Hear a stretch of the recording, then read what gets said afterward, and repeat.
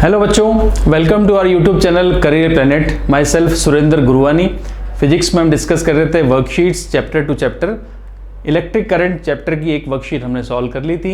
आज करते हैं सेकंड वर्कशीट। तो स्टार्ट करते हैं। देखो सेकंड वर्कशीट इलेक्ट्रिक करंट की। पहला question, the value of I in a given figure will be. तो इस फिगर में आई करंट, जो आई की वैल्यू है, ये आपको फाइंड करना है आई। ठीक है, तो आप देखो ये जंक्शन लॉ के लिए हम यहाँ पे बात करते हैं। किरचॉफ का first law, junction law apply करेंगे।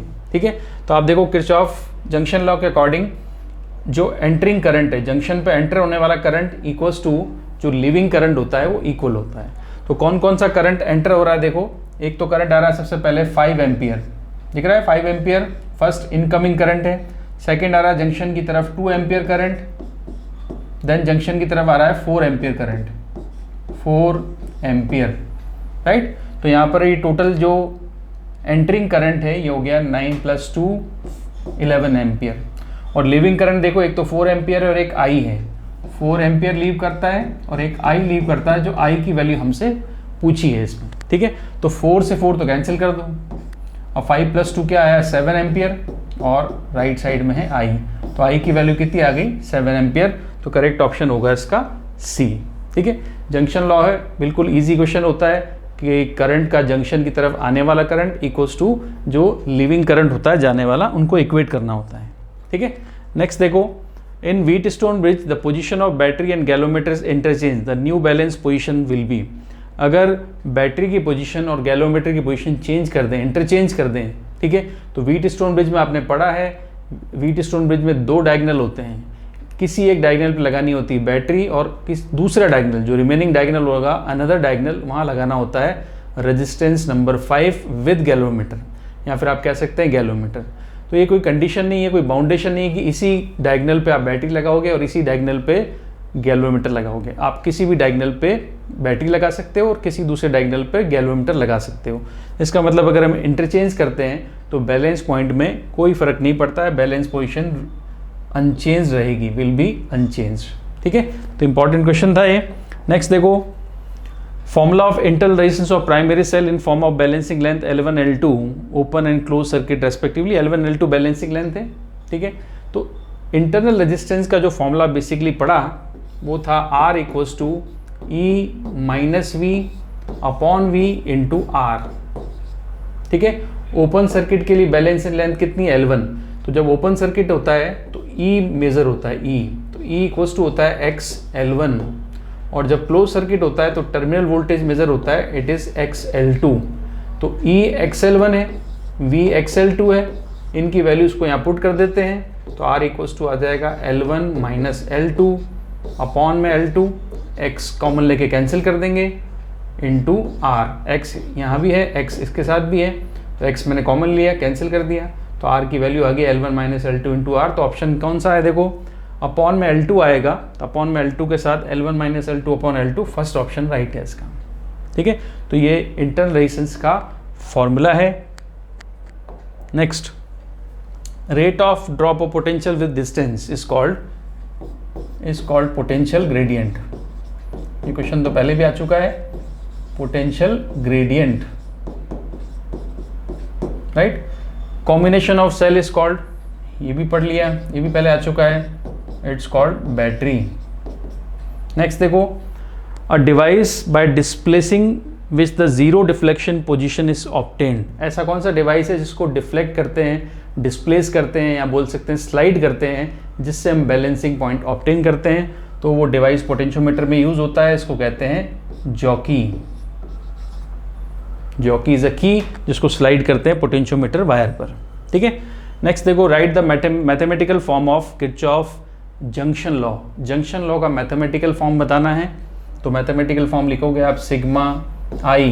किसी भी जंक्शन पर एल्जेब्रिक सम ऑफ करंट 0 होता है, किसी भी जंक्शन पर एल्जेब्रिक सम ऑफ करंट 0 होगा, तो यहाँ पर आप ड्रॉ करके बता सकते हैं। देखो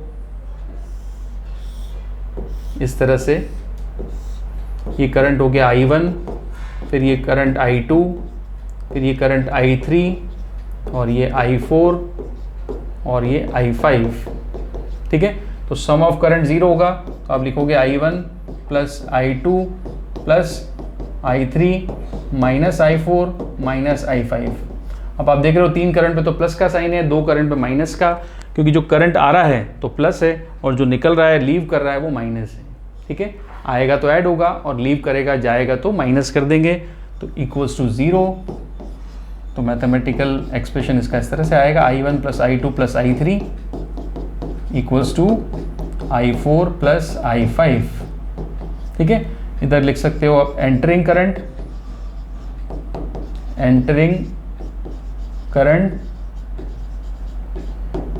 इक्वल्स टू लीविंग करंट। जो करंट लीव कर रहा है उधर लिख दोगे, जो करंट एंटर करता है वो लेफ्ट साइड में लिख दोगे। ठीक है, तो सम ऑफ भी कह सकते हैं इसको, sum of entering currents equals to sum of leaving currents, right. तो वैसे मैथमेटिकल एक्सप्रेशन मैथमेटिकल फॉर्म बोला था तो ये वाला फॉर्म है, ये वाला फॉर्म, राइट। नेक्स्ट देखो, right the condition of balance state of Wheatstone bridge. तो व्हीटस्टोन ब्रिज की बैलेंस स्टेट, उसकी कंडीशन क्या होती है, आपको कैसे पता लगेगा व्हीटस्टोन ब्रिज बैलेंस्ड है। तो आप देखो ये व्हीटस्टोन ब्रिज है, बैलेंस स्टेट का कैसे पता लगता है आपको, देखो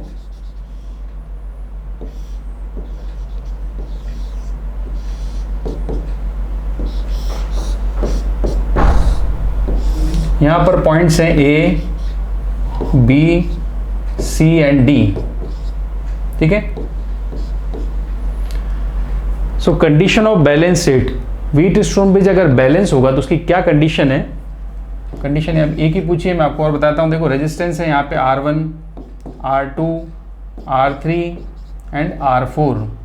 तो बैलेंस स्टेट की सबसे पहली कंडीशन ये आएगी कि R1 upon R3 equals to R2 upon R4। ये बैलेंस स्टेट की कंडीशन है, R1 upon R3 equals to R2 upon R4, पहली कंडीशन। दूसरी कंडीशन हम कह सकते हैं, देखो बैलेंस स्टेट की कंडीशन क्या है, potential of point B it should be equals to potential of point D। B point का पोटेंशियल और D पॉइंट का पोटेंशियल अगर इक्वल होगा, ये भी बैलेंस स्टेट की कंडीशन है। Third, IG galvanometer current equals to 0। इस ब्रांच में जो करंट आता है वो कहते हैं IG।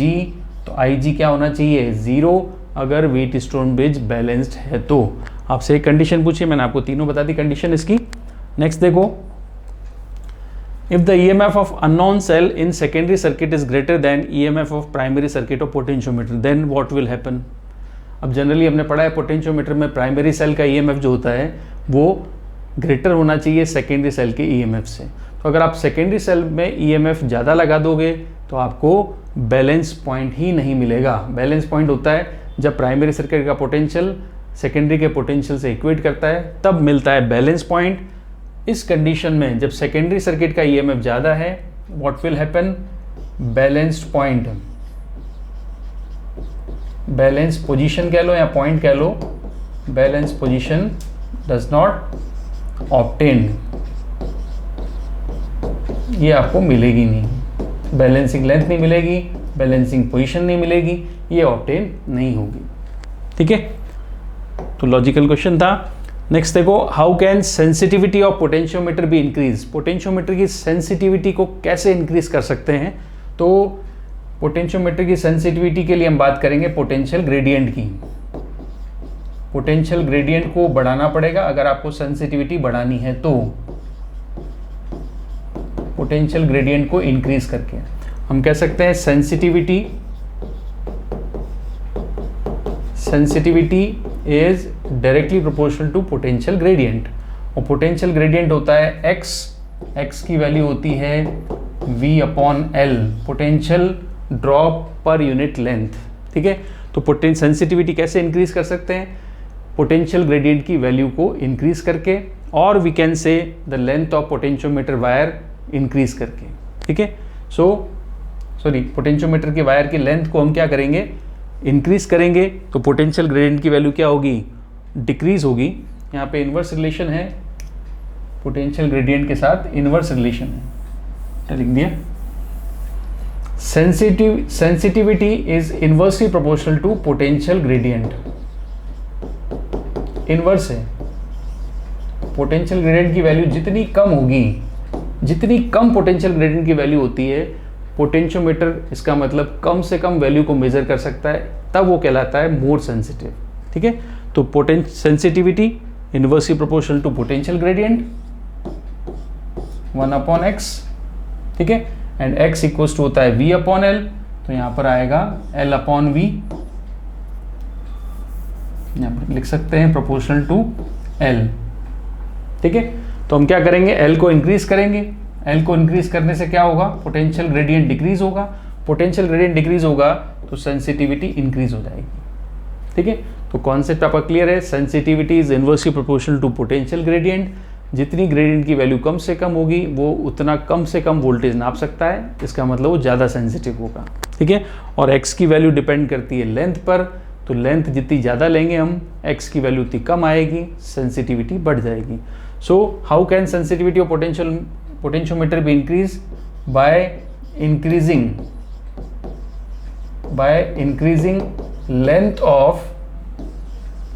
increasing length of potentiometer wire, by increasing length of potentiometer wire।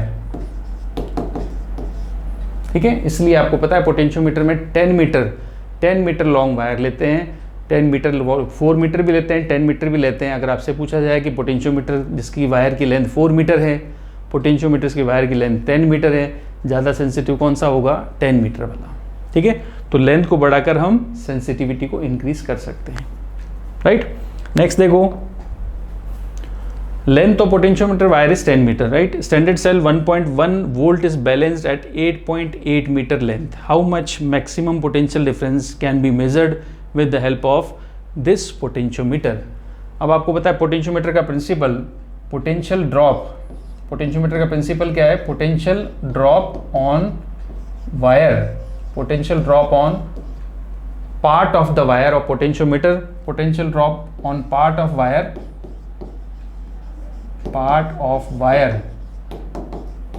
Is directly proportional to length of that part. जितनी लेंथ होगी उतना ज़्यादा पोटेंशियल होता है, उतना ज़्यादा ड्रॉप होता है। राइट, सो यहाँ पर गिवन है, ये देखो potential drop is proportional to L हुआ लेंथ ऑफ द वायर। यहाँ पर हमारे पास 1.1 बैलेंस होता है 8.8 पर, तो मैक्सिमम वायर की लेंथ कितनी है हमारे पास? 10 मीटर। तो मैक्सिमम वोल्टेज निकाल सकते हैं। इसके लिए रिलेशन यूज करेंगे V1/V2 equals to L1/L2। Right, V1 की वैल्यू है 1.1, V2 हमें निकालना है मैक्स। 1.1 के लिए लेंथ कितनी है? 8.8, और मैक्सिमम लेंथ रखेंगे तो मैक्सिमम वोल्टेज आएगा, और मैक्सिमम लेंथ कितनी है? 10 मीटर। राइट, सो V2 की वैल्यू यहां से निकाल सकते हैं हम, पॉइंट से पॉइंट कैंसिल कर दें, तो ये हो गया 11/V2 इक्वल्स टू 88/10। अब 11 से 8 कैंसिल कर दें, 88 कैंसिल कर दें 8 टाइम्स, तो V2 की वैल्यू क्या आ जाएगी? V2 उधर लिख दोगे, V2 की वैल्यू आ जाएगी 10/V2 इक्वल्स टू 10/8। अब 10/8 का मतलब 5/4, 5/4 मतलब 1.25 वोल्ट। तो मैक्सिमम वोल्टेज जो इस पोटेंशियोमीटर से मेजर किया जा सकता है वो है 1.25 वोल्ट। 8.8 तक तो 1.1 मेजर हो रहा है, तो 8.8 के आगे चलेंगे तो 1.1 से भी आगे चलेंगे, तो मैक्सिमम कितना आएगा? 1.25 वोल्ट। राइट, नेक्स्ट देखो, the potentiometer gradient of wire is potentiometer is 0.3 volt per metre. मतलब x की वैल्यू गिवन है, x इक्वल्स टू दे दिया 0.3 volt per metre. If the calibration of ammeter potential difference across 1 ohm coil is balanced at 1.5 meter length. If the reading of ammeter is 0.28, find out error in the reading of ammeter। ठीक है, अब ध्यान से देखो, 1 ohm resistance है, resistance कितना है? 1 ohm, तो V इक्वल्स टू होता है IR और V इक्वल्स टू होता है XL। ठीक है, ये आपको पता है, V इक्वल्स टू XL होता है, V इक्वल्स टू IR भी होता है। R तो पुट कर देंगे 1 ohm, I रेजिस्टेंस कितना है? 1 ohm, X की वैल्यू दे दी 0.3, और length of the balancing length given है 1.5। ठीक है। तो I की वैल्यू जो आएगी यहाँ पर 15 इंटू 345 मतलब 0.45 आपको करंट की वैल्यू मिली। यह है I जो करंट फ्लो हो रहा है, I इक्वल्स टू 0.45। और एमीटर की रीडिंग कितनी है, देखो एमीटर की रीडिंग है 0.28। हमें बोला है find out error in the reading of ammeter. तो एरर एमीटर की रीडिंग में निकालनी है आपको। तो एरर कैसे निकालेंगे, देखो एरर निकालना है डेल्टा आई, ठीक है। तो डेल्टा आई, एमीटर की रीडिंग कितनी है, एमीटर की रीडिंग है 0.28 माइनस पोटेंशियोमीटर से करंट की रीडिंग कितनी आ रही है 0.45। तो 0.45 को माइनस कर दोगे आप, ठीक है। तो error in the ammeter reading आ गई 0.28 माइनस 0.45, तो आ जाएगा 0.17 एम्पियर माइनस में। यह है एमीटर की रीडिंग एरर, एमीटर रीडिंग की एरर, ठीक है। नेक्स्ट देखो, right the statement of junction and loop law of Kirchhoff's. मतलब किरचॉफ के लॉज भी इंपॉर्टेंट है, पूछे जाते हैं एग्जामिनेशन में। तो जंक्शन लॉ और लूप लॉ दोनों बोला है, ठीक है। तो जंक्शन लॉ क्या लिखेंगे, देखो किरचॉफ जंक्शन लॉ आपको पता है, in a circuit, in an electrical circuit, in an electrical circuit, algebraic sum of electrical circuit, the algebraic sum of current, algebraic sum of electric current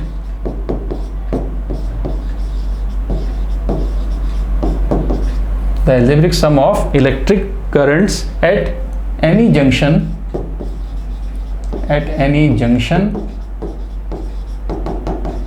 equals to 0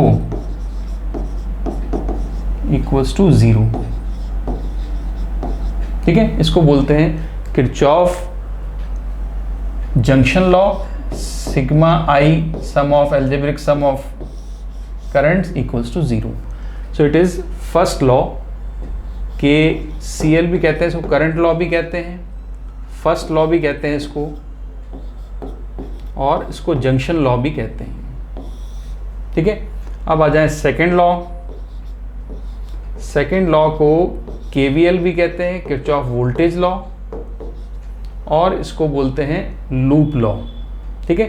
तो loop law देखो, again in an electric circuit, ये सब electric circuit के लिए बात करते हैं। In an electric circuit, किसी भी सर्किट में, electric circuit, for any loop, for any closed circuit.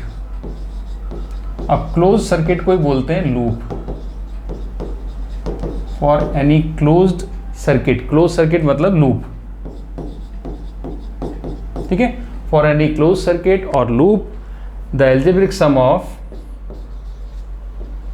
इसमें भी एल्जेब्रिक सम आएगा, the algebraic sum of potential drop. Potential drop किस पे आता है, रेजिस्टेंस पर।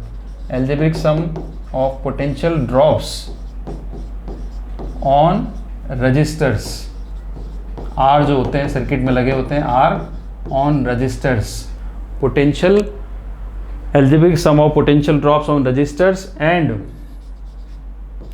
EMF, electromotive force, EMF of cells equals to 0, ठीक है। इसको बोलते हैं Kirchhoff second law, junction law.